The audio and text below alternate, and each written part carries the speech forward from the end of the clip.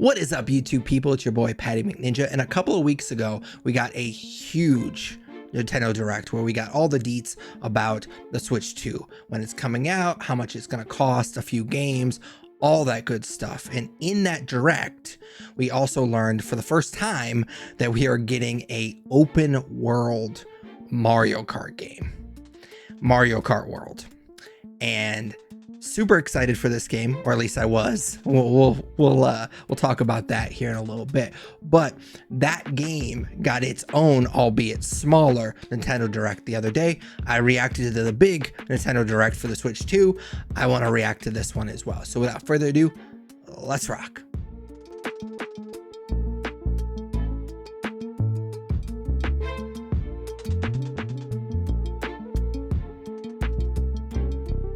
But before I start ranting again on another video about how Nintendo is screwing us with some of these prices, let's chill out for a second and just go through some of the details about Mario Kart World that we got from this Direct. Unless you've been living under a rock the last few weeks, I'm assuming since you're watching this video, you know what Mario Kart World is.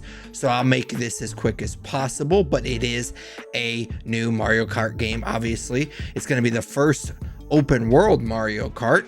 It's going to be a launch title for the Switch 2 on June 5th. It will be $80 at launch. We'll get to that later in the video. There will be a Switch 2 Mario Kart World bundle for $499.99, so essentially $500. And because Mario Kart World is an open world experience, you will navigate seamlessly between the tracks on a vast interconnected map, engaging in Grand Prix events, which are kind of your standard Mario Kart events where you participate in multiple races, and at the end of the race you either get first, second, or third, hopefully. There will also be a brand new gameplay mode called Knockout Tours, which is essentially an extended race that takes drivers from one end of this open world to the other. And as the name would suggest, if you don't place at these particular checkpoints, you will be knocked out of the race. But because Mario Kart World is an open world, you can also kind of just explore at your own pace, take photos using the photo mode, and practice racing in the free roam mode. And the races will take place on a mixture of new and kind of what they call reimagined classic courses, including but not limited to Mario Bros. Circuit, Crown City, Salty Speedway, Starview Peak, Boo Cinema, Toad's Factory, Peach Beach, which is really hard for me to say, and Wario's Shipyard. They also teased that Rainbow Road would be back for Mario Kart World, which, to be honest with you, I'm not sure why they're even teasing it, because to have a Mario Kart game without Rainbow Road wouldn't feel right. There will also be a day-night cycle, so you can actually race some of these tracks during the night cycle, which I think is going to be really cool. We already knew this because of past announcements, but we will be getting 24 racers in each race simultaneously. And because of that, Mario Kart World did have to raise the stakes a little bit with the roster. Characters include, of course, your staples for the Mario Kart franchise. You have Mario, Luigi, Peach, Daisy, Yoshi, Bowser, Donkey Kong, but you also have some new ones. You have Goomba, Cow, among many others. So it's definitely an impressive roster. But not only do you have new racers and a lot of racers, you also have new mechanics that enhance the racing experience. You have the charge jump, which basically allows you to leap over obstacles and perform stunts. You also have the wall ride, where you can drive along walls for strategic advantages. You also can grind on rails, which I thought was pretty cool. There's also this really cool feature that they showed off during this Direct that we hadn't seen before called the rewind, which you can basically rewind if you miss like a stunt or you've noticed a jump that you want to make or something like that. You can actually rewind if you miss that to uncover certain secrets and shortcuts and whatnot. Now, they did mention during the Direct that if you choose to use rewind, the other racers that you're racing against will just continue on like nothing's happening. So you do kind of have to use this sparingly. And they also mentioned that there is some new themed drive-thrus where you can get dash food, which will unlock unique character outfits. But that's not all. They also spiced up the competition with new items that you can get throughout the races. You have the coin shell, which basically just gives that particular racer a bunch of coins. You have the ice flower, which freezes opponents on impact. You have a hammer, which smashes nearby racers. You have a mega mushroom, which enlarges your character to crush rivals. And you have a feather, which allows you to jump over attacks, among others. So those were kind of just my cliff notes of the Direct. I didn't want to go through the entire thing just because there is some kind of more important things I want to talk about in this video, but I will link the entire, I think it was almost like 17-minute Direct. I will link that in the video description. I would suggest checking it out for yourself. That way you can kind of get everything that they showed off for Mario Kart World. Honestly, in my personal opinion, I thought a lot of it was filler, but I don't want to shit on the game entirely. Like, I don't want this just to be this whole video me shitting on this game, because I actually do think this game looks pretty cool. Like, I like the idea of an open world Mario Kart game. I thought it was kind of weird at first when we first found out about it, but now that I've seen a lot more about the game, I think that they're really leaning into the open world aspect of it. I don't know how much there's going to actually be to do outside of racing. They did show off a few things that you can do, but for the most part, it feels like obviously it's a racing game. But I do think that they leaned in as much as they could into the open world aspect of this game. And so I do think it looks cool. I do think that some of the stuff like the wall riding and the grinding and some of the new items and the fact that you can do 24 racers at a time, like, I think that's all awesome. Like, I appreciate that. Unfortunately, this conversation can't just be, hey, look at this cool new game that we're about to get on June 5th. Unfortunately, there's a lot more that's surrounding this game that we have to talk about. And honestly, this was a conversation that we started to have when I reacted to the Switch 2 Nintendo Direct a few weeks ago. Maybe they don't deserve the benefit of the doubt, but I'm willing to give them the benefit of the doubt on Mario Kart World. And the reason I say that is because Donkey Kong, the new Donkey Kong game that we just talked about, is only $70. And that seems like, and we haven't gotten the full details on that game, but that seems like a single player game like Mario's Odyssey or Astrobot or whatever, like those 3D platformers that you're just gonna play from start to finish. You maybe play it again to get all the collectibles, all that stuff, but it's a very single player experience. That game is only $70. And so the fact that Mario Kart World, which is a multiplayer game, or it can be a multiplayer game, and it's an open world game, is $80. I wonder if there's more to it, and we just haven't learned that stuff yet until the Direct that we're supposed to get on April 17th.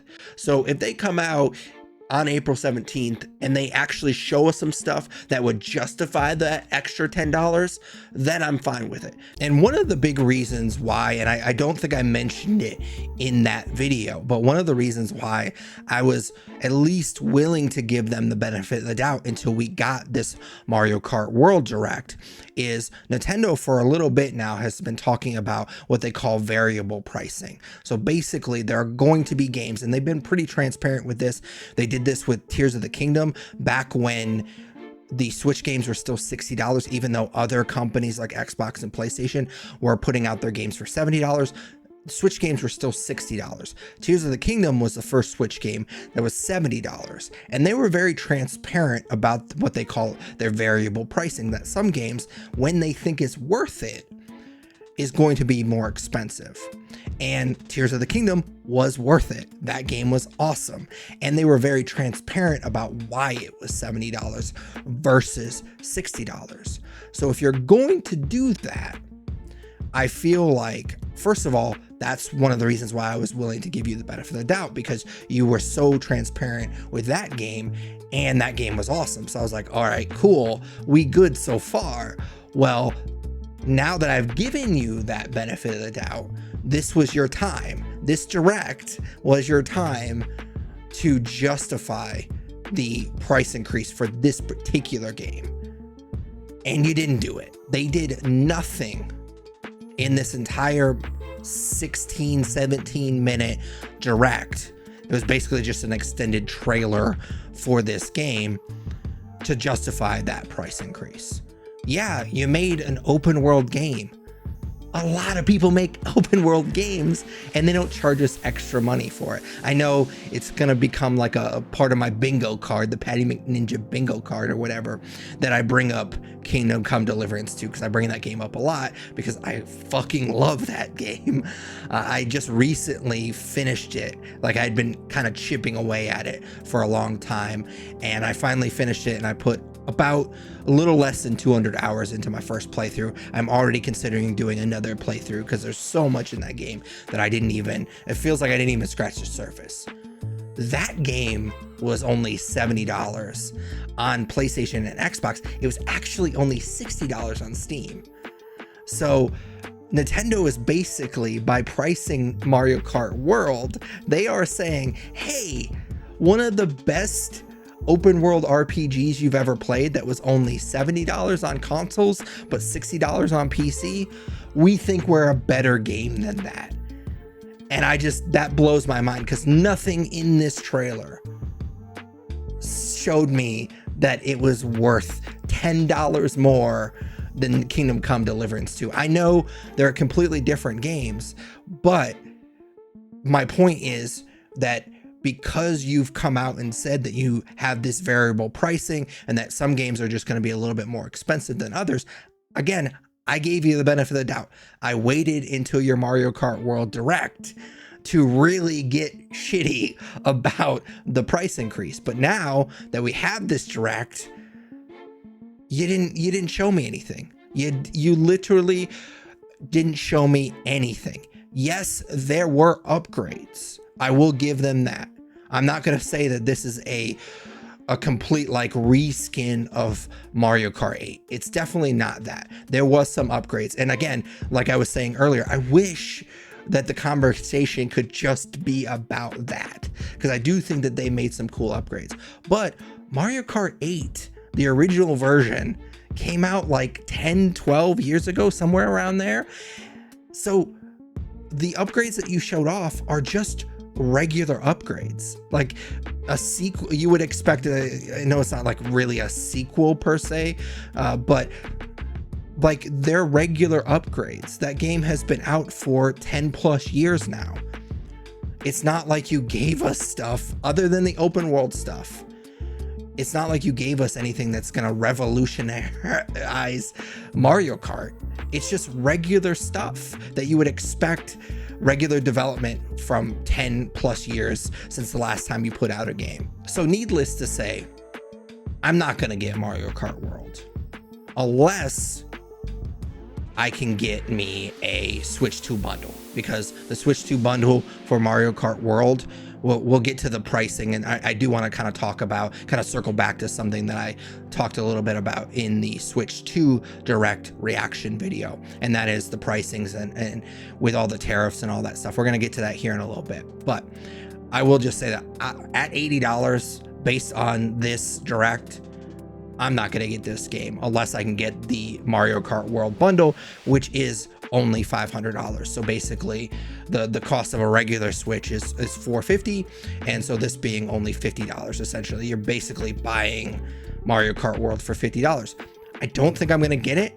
I am going to stay up until midnight, do all that stuff that I normally do with a big console that comes out. I'm going to try to snag a pre-order. I don't have high hopes, and especially given everything that's been going on with Mario Kart World, I suspect this bundle is going to be the bundle that everybody's going to want. So I suspect I'm not going to get it. So that's fine. So outside of that, I'm not going to get this game. And I'm not one to sit here and say, I'm not going to get it, so that means you shouldn't get it. I don't want to yuck anybody's yum. If this is your like ride or die franchise, for me, that's like Zelda or maybe like Mortal Kombat or even Halo, even though Halo is basically any Halo that comes out from now until forever is probably going to be on Game Pass. So I don't really have to worry about that. But I would pay $80 for the new Zelda game or the new Mortal Kombat game or the new Halo game. So I'm not going to sit here and shame you if this is your like gotta have it type of franchise. I didn't want to say ride or die again. That felt awkward.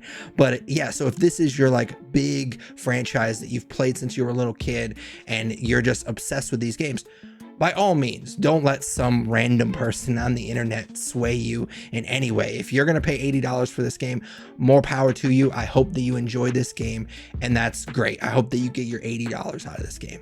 It's just not for me. I was intrigued by this game, and I do think it looks cool. And if I do get the bundle, the Switch 2 Mario Kart World bundle, then I'm going to play this game, obviously. But I don't think I'm going to.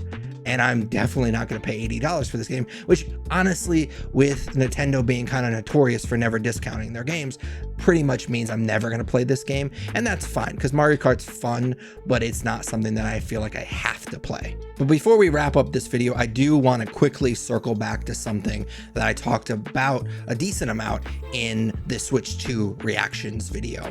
And that is the price and pre-orders, all that good stuff. So we had the stupid tariffs kind of hanging over our heads with the Switch, and we weren't sure, like we were supposed to already be able to pre-order the Switch 2, but then they delayed it indefinitely, and we weren't sure if we were going to get the Switch 2 for $450, which was already pretty expensive. And now we know for sure that the Switch 2 and the Mario Kart World bundle will stay at the same price that they've been previously announced at. So $450 for just the regular Switch 2, and then $500 for the Mario Kart World bundle. And we also found out that the pre-orders, so I'm gonna try to drop this video on the 22nd. So you have a couple of days, because the pre-orders are going to go live on the 24th of April. So if you're watching this as soon as it comes out, you got a couple of days to prepare for the pre-orders. I suspect that it's going to be insane. Again, if you're a scalper watching this video, go fuck yourself. You're a terrible person.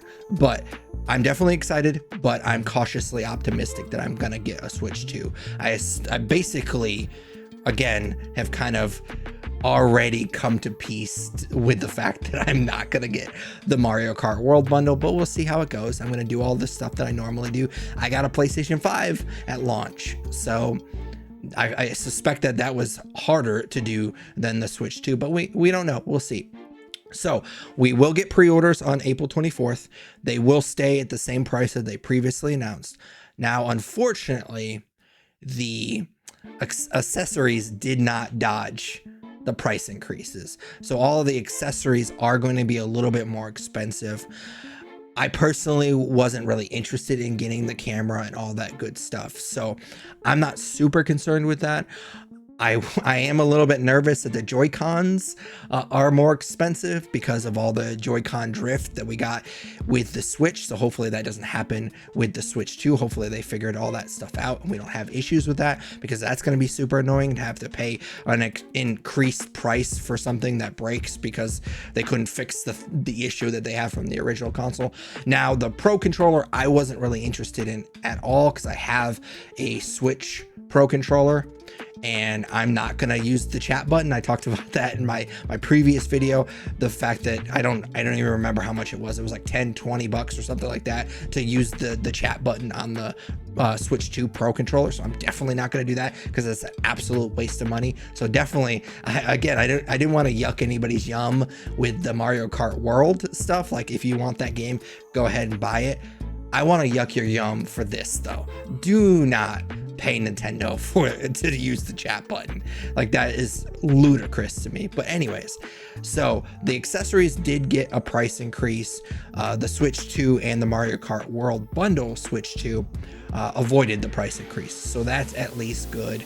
We know when we can pre-order them on April 24th. So I am, again, not interested in Mario Kart World, but I'm glad that we know a little bit about it. It does look like a really cool game. I wish that could be the end of the conversation. I wish I could have come out and told you, like, this game looks awesome, here's all the cool stuff that they added, and just that be the end of the conversation. But of course, it's Nintendo, and it feels like based on the stuff that we talked about with the Switch 2, it does feel like they're kind of squeezing us for every penny that they can get from us right now. But as always, those are just my opinions. I'd love to hear yours in the comments down below. I'd really appreciate it if you did enjoy this video. Go ahead and smash that like button, as the kids say.